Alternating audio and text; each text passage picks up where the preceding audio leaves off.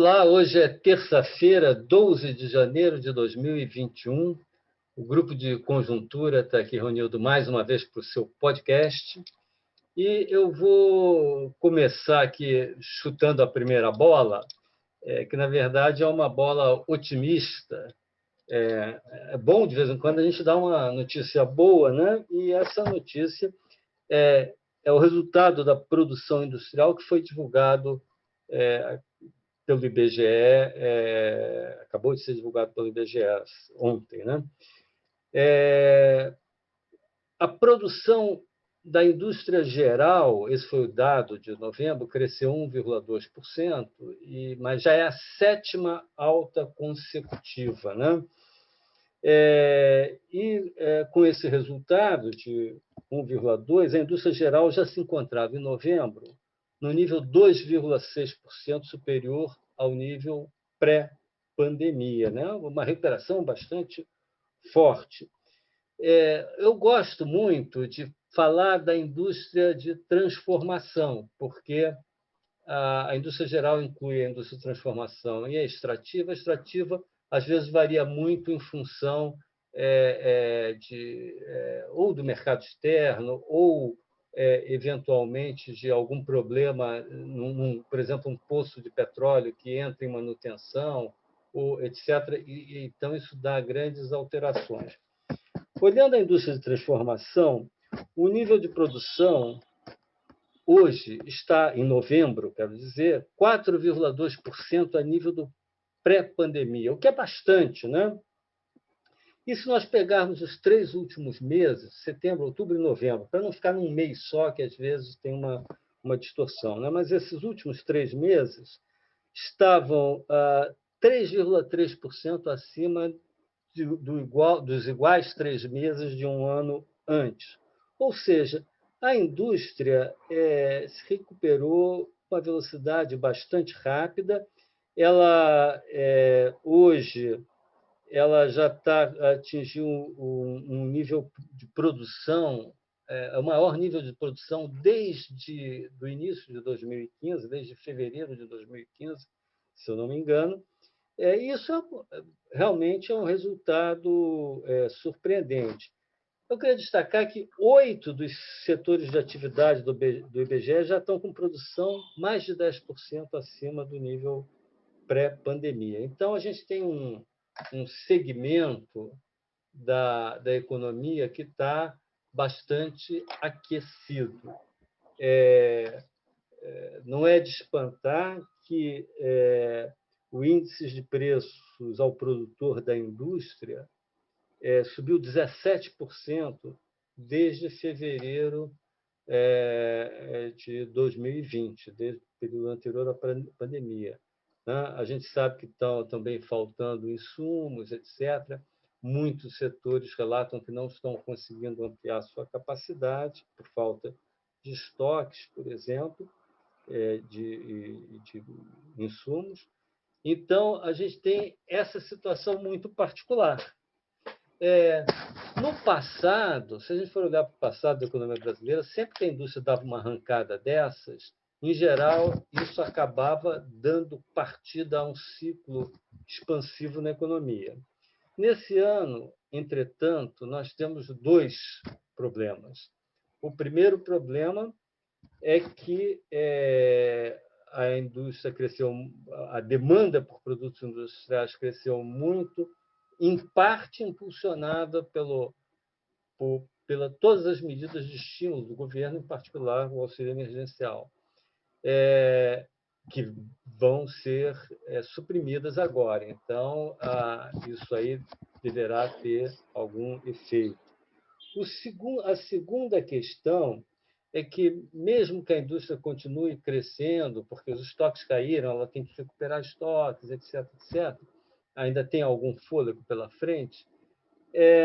O segundo problema é que o setor de serviços, que, na verdade, representa 70% do PIB, uma parte importante dele ainda está travada pela pandemia. E isso aí impede que o PIB, né, todo o PIB como um todo, tenha e também o emprego tenha um crescimento mais, digamos assim, robusto, mais consistente, né?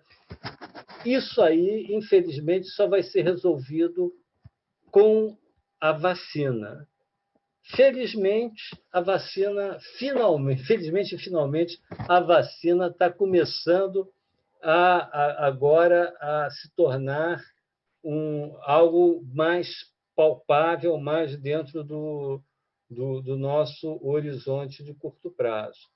A conferir quanto tempo vai ser necessário para a gente ter uma quantidade suficiente de doses para imunizar uma parcela suficiente da população que faça reverter a pandemia a ponto de a gente poder começar a normalizar as atividades de serviço.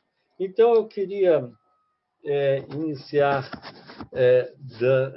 fazendo esse pequeno comentário aí a respeito da economia pela ótica da produção. A Margarida vai agora fazer um comentário do que está acontecendo com os preços e depois o Caio vai fazer aí um comentário geral sobre notícias não tão boas quanto as que eu dei aqui no início desse podcast. Margarida. Bom, então agora eu vou falar um pouco sobre os dados da inflação que saíram hoje, né? Vou falar do IPCA amplo, que mede a variação de preços de uma cesta de bens e serviços de consumo de famílias de 1 a 40. Ele é o índice de preços adotado no Brasil para orientar, né, o regime de metas de inflação. E os números da inflação fechada em 2020 refletem um pouco aquilo que o Francisco Eduardo acabou de colocar sobre a desigualdade, sobre as diferenças setoriais que a gente tem, indústria, serviços, eles também estão refletidos no índice de preço ao consumidor, no nosso índice de inflação.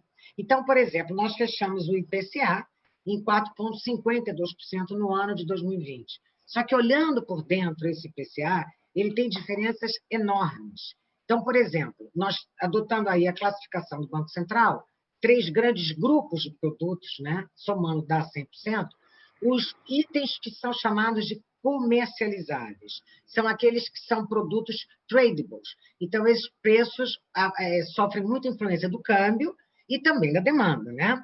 E nós tivemos aí uma desvalorização cambial importante na economia brasileira em 2020, e esse efeito câmbio já se faz sentir nos índices de preços dos produtos comercializáveis. Eles fecharam o ano em 8,12%. Enquanto o IPCA fechou em 4,52%, esse item de produtos, né, fechou em 8,12%. Por outro lado, os não comercializáveis, que são aqueles não tradables, que sofrem muito menos a influência do câmbio, só uma influência muito indireta, e que tem aí um efeito demanda também, mas eles só aumentaram 3,15%. Aí estão incluídos o setor serviços. São basicamente todos eles não tradables, com exceção de viagens internacionais e tal. E, por último, os preços administrados. Os preços administrados, eles vinham muito bem comportados. Em 12 meses encerrados em novembro, eles estavam fechando em 0,9%, mas o reajuste da tarifa de energia elétrica no mês de dezembro, com a adoção da bandeira vermelha, fez esses preços fecharem o ano em 2,61%.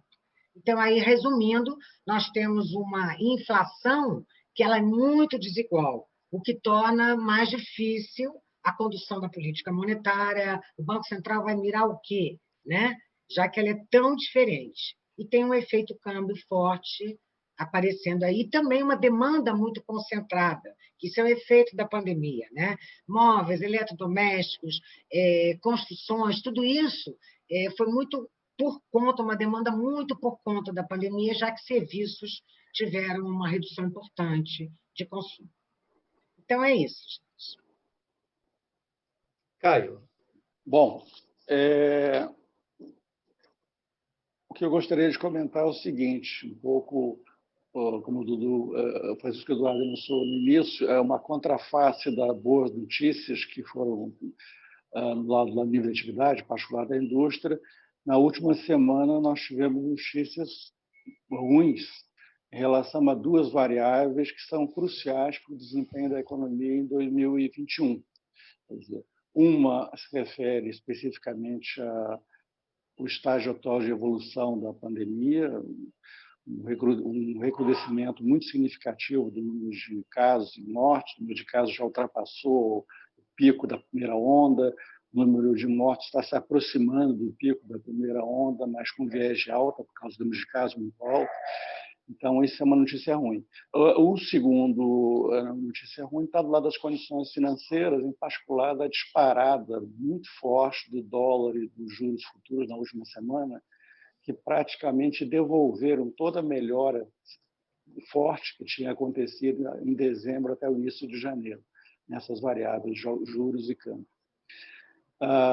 Vou me concentrar mais na segunda coisa, só queria fazer uma observação tópica sobre a primeira questão da pandemia.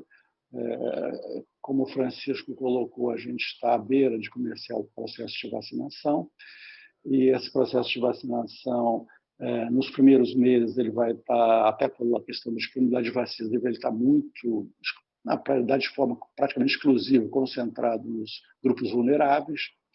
E o que a gente pode esperar de resultados aí é, essencialmente, a redução, quando começar a ter efeitos positivos, a redução do número de mortes e a redução do número de casos graves que exigem internação hospitalar.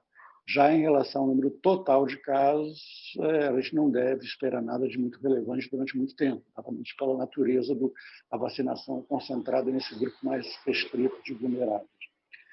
Todo o desafio é essa questão, só vou colocar a questão, sem especular muito sobre isso, é que a gente tem uma corrida contra o tempo, a gente tem uma segunda onda que ganhando cada vez mais força, e a gente precisa que a vacinação em massa faça efeitos, em particular nisso que eu destaquei, a redução do número de mortes, num prazo não muito demorado, para que isso não signifique um número excessivo, que seria trágico, de mortes no país, e do lado da economia, que é o nosso campo aqui de análise, que isso não retarde muito a normalização da atividade econômica, principalmente na questão do setor serviços, mercado de trabalho, dado que o mercado de trabalho depende muito do comportamento do setor serviço. Então, esse é o ponto que a gente está com esse desafio pela frente dessa corrida entre uma coisa que piora, que é a segunda onda, e a notícia boa da vacina que está prestes a começar, da vacinação em massa. Em relação à questão das condições financeiras, da disparada dos juros e do câmbio,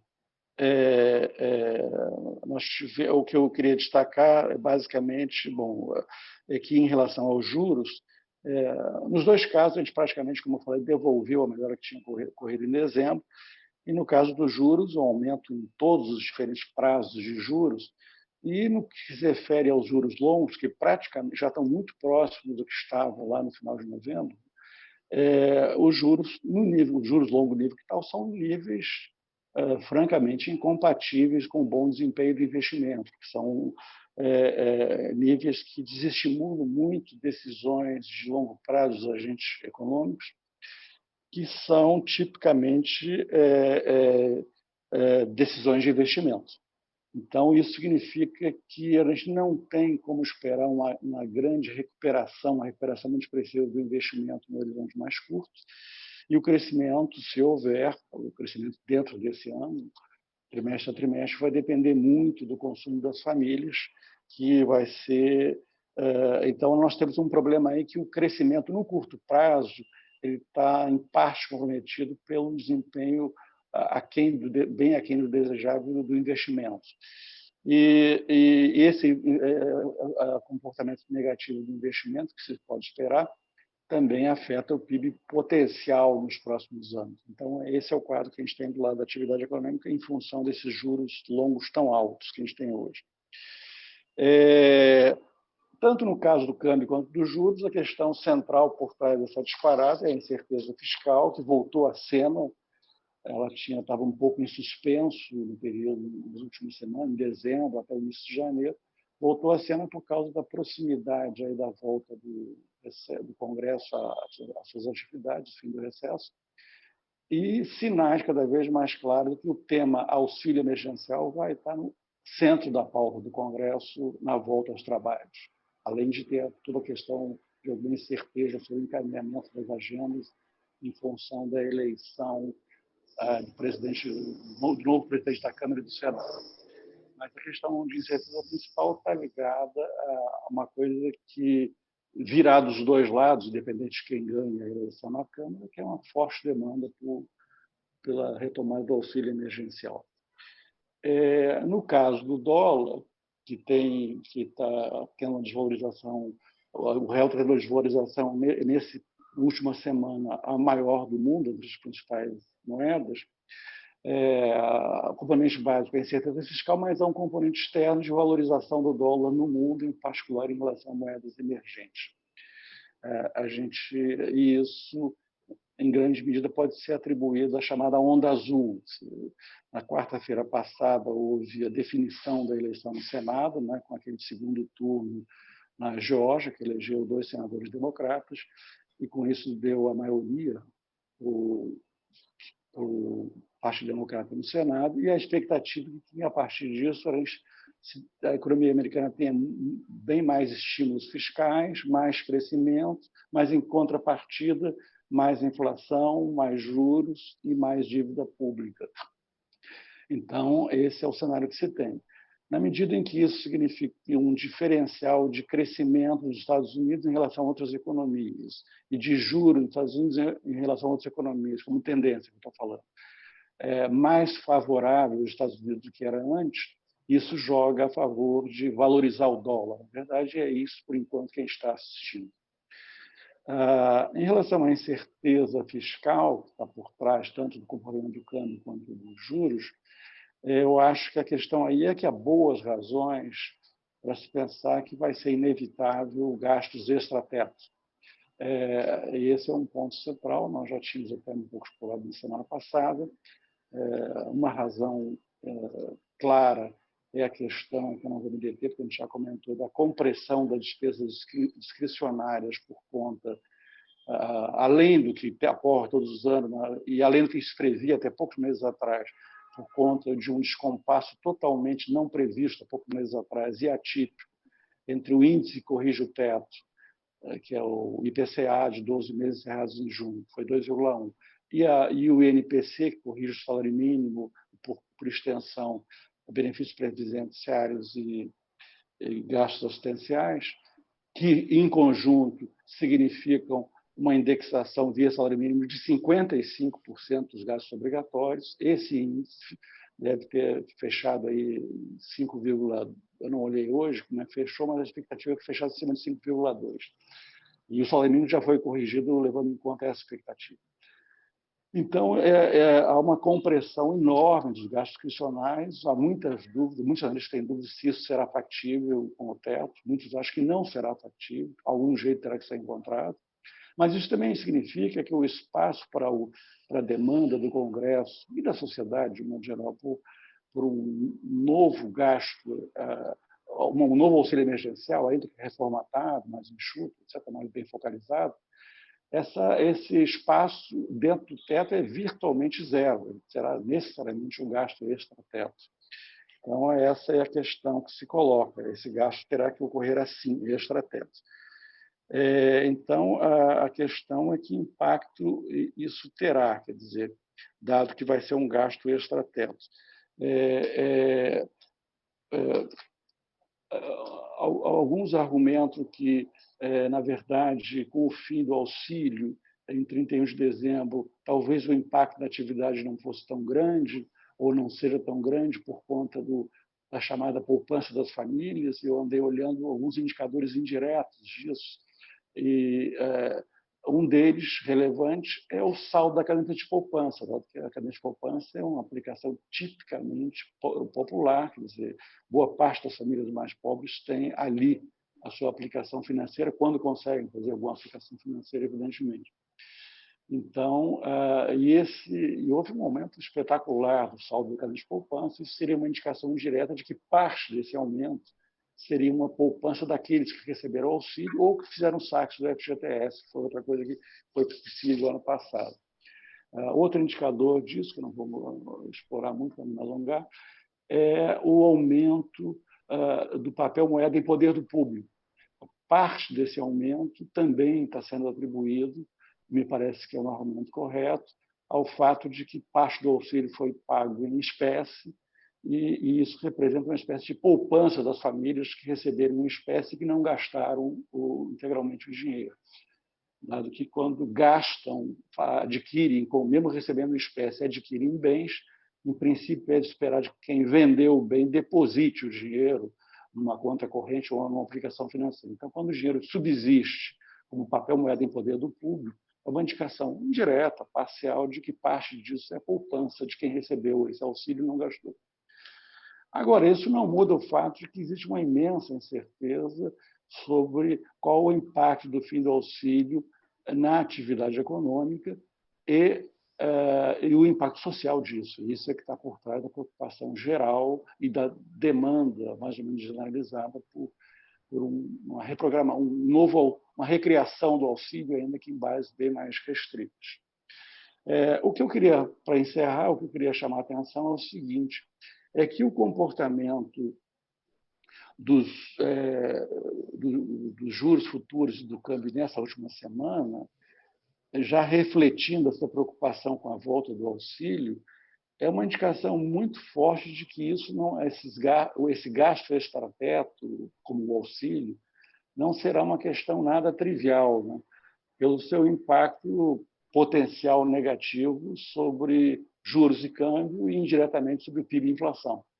Então, essa é uma grande questão. Tudo indica que, para esse impacto desse gasto extrateto, que me parece inevitável, não tenha consequências tão negativas, será o que esse movimento recente sugere fortemente é que a tolerância para gastos muito grandes até será muito pequena, não existirá, na verdade. Então, esse gasto terá que ser um gasto não muito expressivo, em primeiro lugar, e, segundo, acompanhado de medidas que, mesmo já se admitindo, já está precificado, acho que já entrou na corrente sanguínea dos investidores, que essas reformas vão ser muito tímidas, fiscais, em particular, algo tem que ser feito no sentido de sinalizar a contenção de gastos para os próximos anos, como contraface de um aumento de gasto extrateto que não poderá ser muito grande também. Isso para que as condições financeiras, juros e câmbio, não sejam afetados de forma